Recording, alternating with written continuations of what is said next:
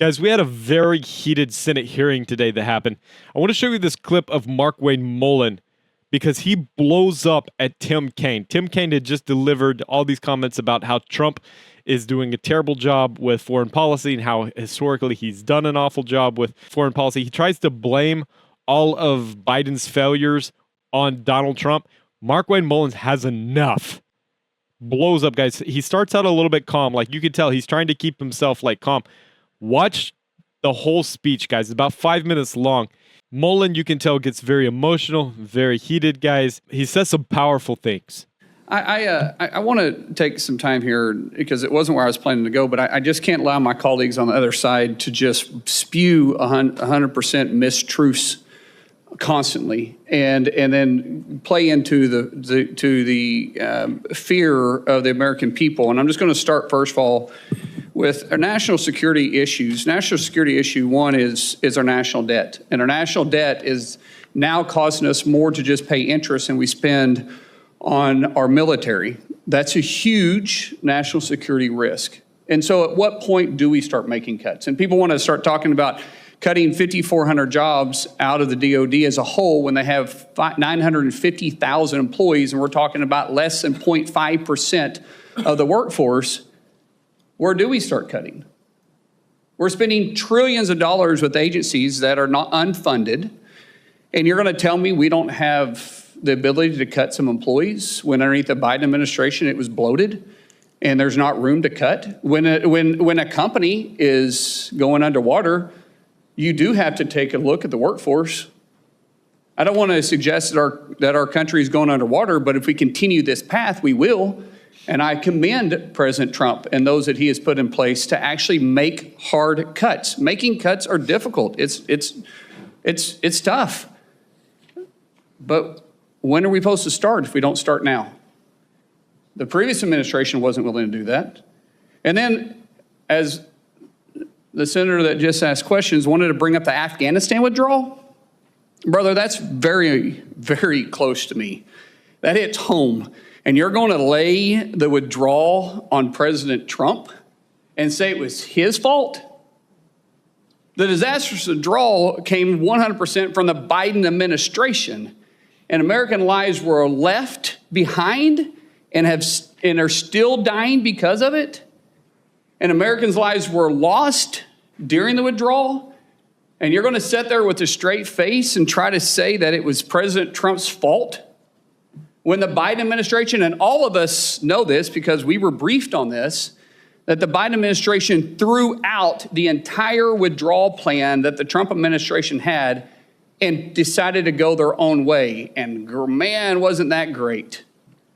And then we're going to start talking about President Trump not calling a bully out like Putin. Do we forget what happened in 2017 when Trump 100% told Russia to stay out of Syria, not to be involved, especially with the bombing of Assad's own people?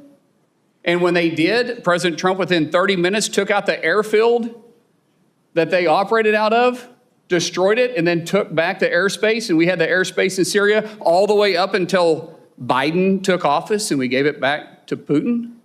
Or stand up to a bully. Do we want to go back to Israel and Hamas and discuss the way the Biden administration handled that? And the way they refused to call Hamas a terrorist organization and the Houthis a terrorist organization and Iran a terrorist organization? And you're going to sit there with a straight face and actually say that about President Trump? Are you joking me? Are we serious saying that President Trump isn't willing to stand up to a bully when underneath his administration was the only time that Russia didn't advance into Ukraine? Because they did underneath Obama when they took Crimea, and they did underneath Biden because they didn't respect him because of the disastrous withdrawal from Afghanistan, and every expert will tell you that. So where is it that we're coming up with this other than just plain fear? All I want to do is just stroke fear into the American people and try to divide something between us and the president. Because the president is bringing back hostages. He also brought back a hostage that Biden left behind, and he didn't give up one thing to Russia. including a guy that was highly, highly considered a threat to the world. What was his name? Anybody? What was his nickname? Soleimani. No, not Soleimani. Dr. Death that we decided to trade for. And I'm sure you guys thought that was a good trade. Guys, give me a break. We're trying to advance America's agenda and do what's best for this country, and the American people agree with the direction we're going.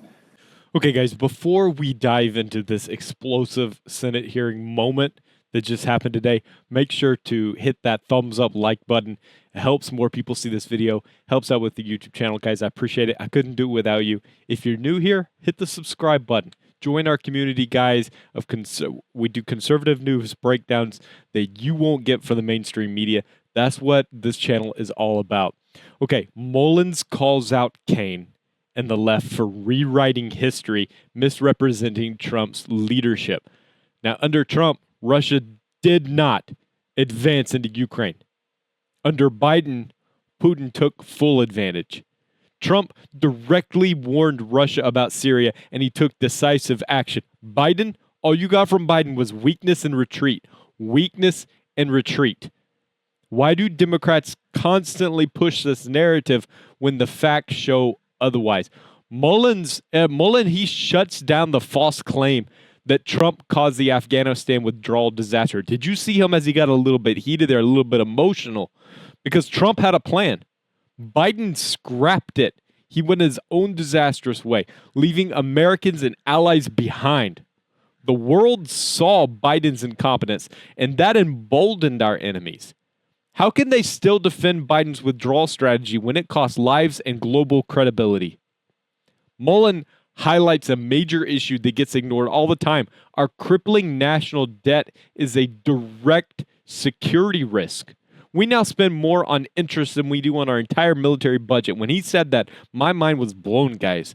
Yet Democrats refuse to cut bloated agencies. They refuse to cut wasteful spending. Why is it that when conservatives call for fiscal responsibility, they're accused of actually harming Americans? It's ridiculous.